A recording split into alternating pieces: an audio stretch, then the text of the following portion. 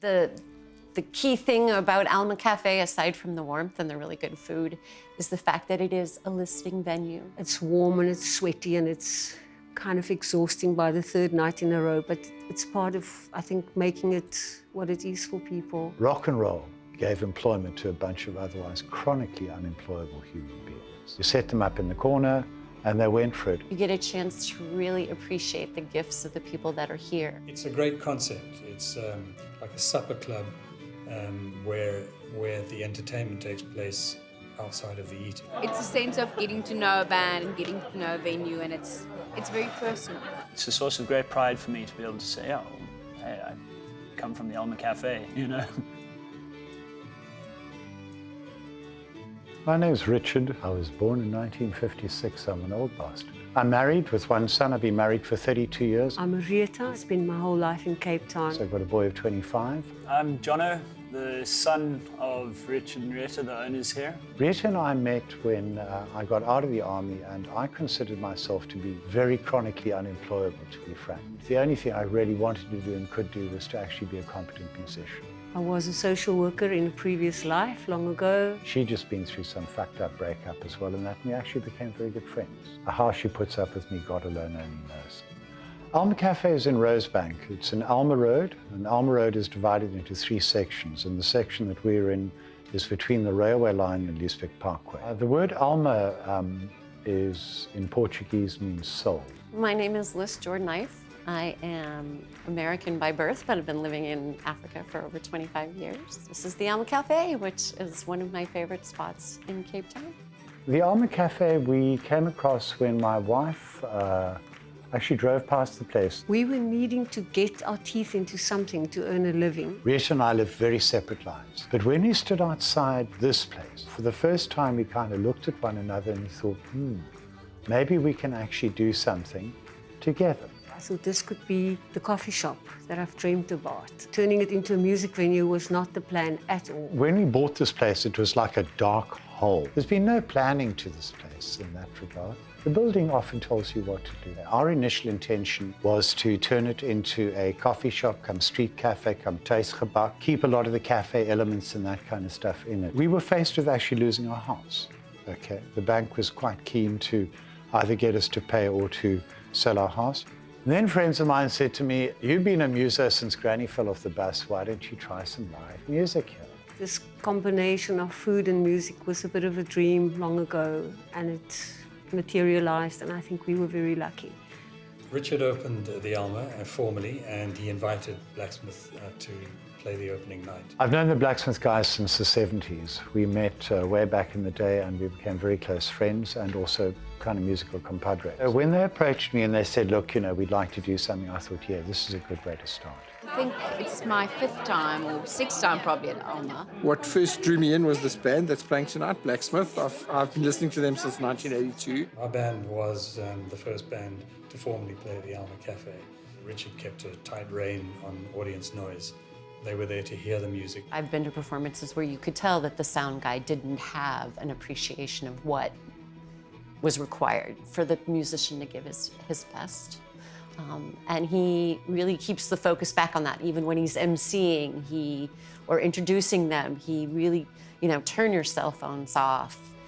We don't serve alcohol or food during the performances. He really keeps it focused on the music. Well, it puts a different dimension on a performer's playing when he knows the audience is silently listening. You actually feel that you interact with the artists. Everyone here is focused on the music in the most amazing way. When the music evenings started happening, I became very much more involved in the front of house. You put a chair, put a little cover on the door, and invite folks around. When we started this thing, we just actually invited friends and asked them to invite a few friends. We would have 20, 30 people coming in here, park off, we'd sort of rejig the whole shop, and people really liked it. I remember just sitting looking over at the audience and just seeing that kind of rapt attention and just the light in people's eyes. I love that it's one of Cape Town's secret places. I mostly watch the audience and I just see the happiness. And that's great. That's always great. Coming in here, they're nice people that come here. We don't serve any drinks or any food while music is being played. It's a really good family team that we have here. The people can sit and they can say, fuck, I've never heard something sound like that before. Our Sunday night show, we ask folks to be here by about 6:30 or so, or by 6:30. We then, when they get here, we serve whatever the meal of the day is. I shepherd the people, I give them drinks, I make them feel at home. And Jonathan has always been brought up to be very much part of our lives. He's not a separate, he was never the separate child who got told to shut up. He could negotiate, he could be part of the family. My mom looks after the kitchen. The first thing is the never-ending shopping. We get to the shop, open up, and then it's basically balls to the wall starting to prep whatever the meal of the day is. He cuts chicken bones out, he debones things, he chops, he stirs huge pots of food, which is just too heavy for me. He swears all the time when he does it, but he does it. I do a lot of the cooking. Rita's a fantastic baker. So prepping is, yeah, it's a huge part of it. It's not recipe cooking. There's very little recipe cooking. The food is good, and it actually feels like you're having a home-cooked meal and not a Woolies takeaway. Frankly, I don't think I could work with anyone else, and I don't think anyone else would actually want to work with me in that kind of environment. So I can only say to Rita, God bless you and thank you. My dad runs the sound. There I'm a little bit more interested. When we started the music, we started once a month. Then the demand became so much that we went to once a week on a Sunday night. Then it became even more. We then went to Fridays and Sunday nights. It then became more, so we went to Fridays, Saturdays, and Sundays. The Wednesday evening where we have a, sort of younger musicians, that's a showcase evening that we then offer. The Wednesday showcase is an evening that my parents have finally relented and given to me to run. We have 3 or 4 or 2 or 3 musicians or performers on a night. They are usually younger or up and coming. We feel it's very important to give them a decent professional platform and an audience who are generally quite warm and supportive and enthusiastic. It's a good way for me to get inside the business and be running it. And yeah, it's basically, it's Alma Cafe as run by the staff as opposed to the bosses. Our weekend shows essentially incorporate live music plus a meal. Obviously, they are coming to a recognized musician and they know that they're going to get the quality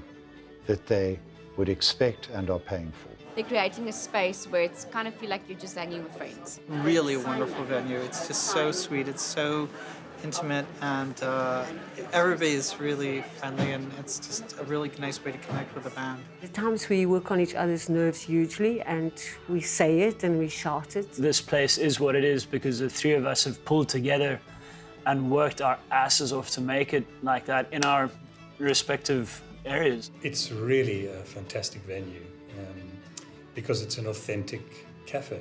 We love playing there because the audience is attentive, because they are listening. What I would like to happen to Alma Cafe in a nutshell is for my son Jonathan to actually take the venue over in due course. But he's got his own kind of thing to do as a musician at the moment, which we both respect and encourage. It's been 12 years of my life and my energy and my commitment. If Jono does take it over, I think he'll do as good a job as Richard has and Rita. I want this to go to good hands. I really want this place to be here long after I'm gone. And I think it will just carry on going from strength to strength. There's a very large part of me that feels very strongly about live music. If that means my keeping a room open where live music can take place is my greatest contribution towards society, I will be more than content to keep it on. It's basically taken our lives over. My parents have worked too hard for people of their age. It scares the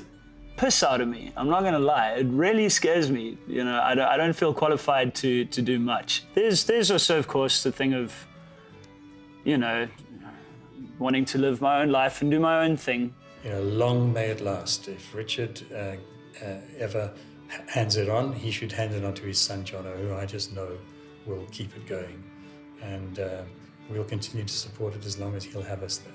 I think keeping this room alive and live music alive is something that I should do for the greater good.